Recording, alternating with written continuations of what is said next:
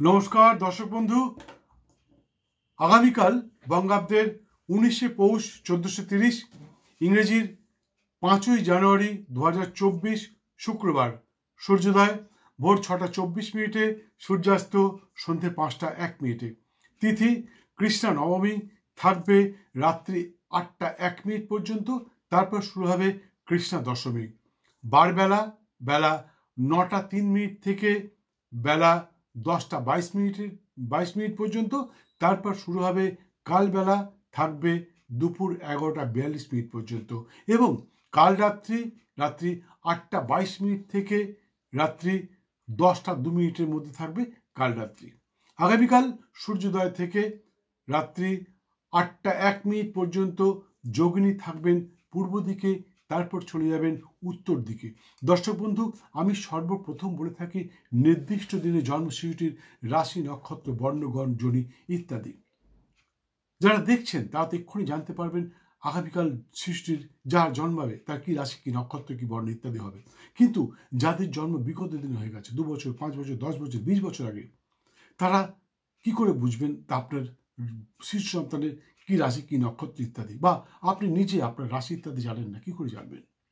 বন্ধু, স্ক্রিনে দেওয়া নাম্বারে একটা ফোন করুন আমাকে, আমি বলে দেবো আপনার কি রাশি, কি নক্ষত্র।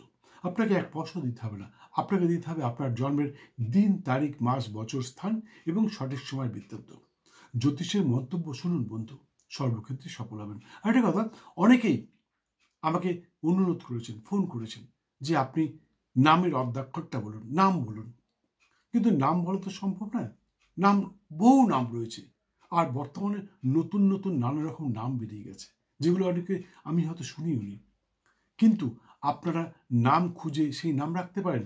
আমি আপনাকে বলে দেবো নামের অর্ধাক্ষর, অর্থাৎ কোন অক্ষর দিয়ে নাম রাখলে আপনার শিশু সন্তানটি সর্বক্ষেত্রে সফল হবে, সেটা আমি আপনাকে সেই অক্ষরটা বলে দেবো।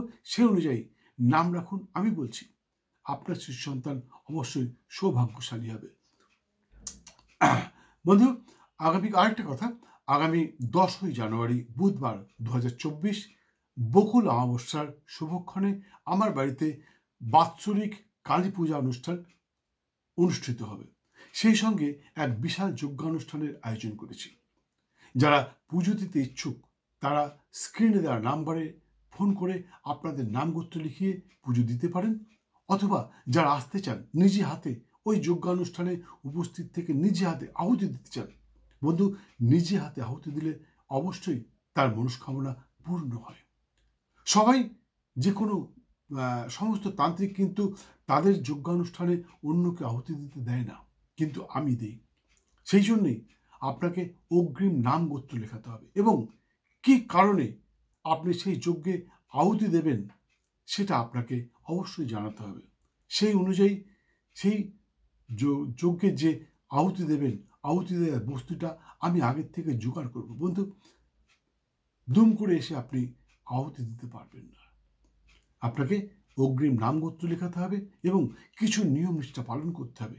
তারপরেই এসে আপনি ওই যজ্ঞানুষ্ঠানে নিজে হাতে আহুতি দিন এবং আপনার সমস্ত মনস্কামনা পূর্ণ করুন।